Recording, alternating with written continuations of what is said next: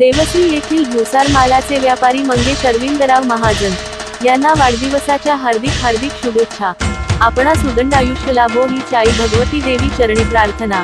वाढदिवसाच्या हार्दिक हार्दिक शुभेच्छा। शुभेच्छुक समस्त गावकरी मंडळी। देवसरी।